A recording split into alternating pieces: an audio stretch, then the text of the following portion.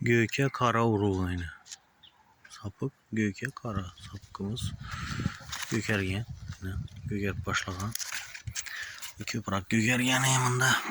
Göke kara urulğayını. Esi gök. Dal. Yine. Göke kara.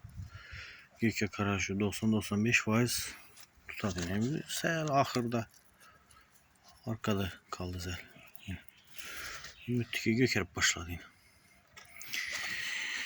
90-95% gökeredi. Şimdi göke gök ruhlarımız var. Göke gök. Yine bunda göke kara vurduk kupma yine.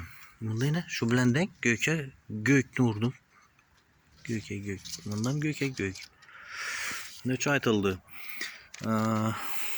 Özken yan kürtek özkeni üçün yan kürtek özkenden keyin başta kurup keyin özünü aladı. Yine yan kürtek. Bu yan baş usulda sapılgan kürtek. Yine yan baş usulda fotosintez jarayanı oluş üçün esası şahağa emas, orta kısmından emas, yan tamandan kürtek yanından şunun sapılgan. Lekin sapık tutadı.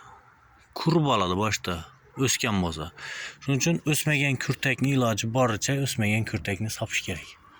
Ösmegen kürtekni sapılsa yine şunu ös başıydı yine. Ösmegen kürtek sapılgandan ki ös başıydı yine. Ösken. Göke gök urulga yine. Yan baş usulda. Hem pestan uşuya ilacı barıca yine. Bam yine. Ös başladı. Yine. Ösmegen kürtekli nemiz müttikimiz bolsa ösedi. Özken kürtekni köke kök sapık urulsa başta kuruydu, üstteki kısmı yaprağı kuruydu, keyin ösedi. Ya olmasa kurup kaladı. Göke kara sapıkımız.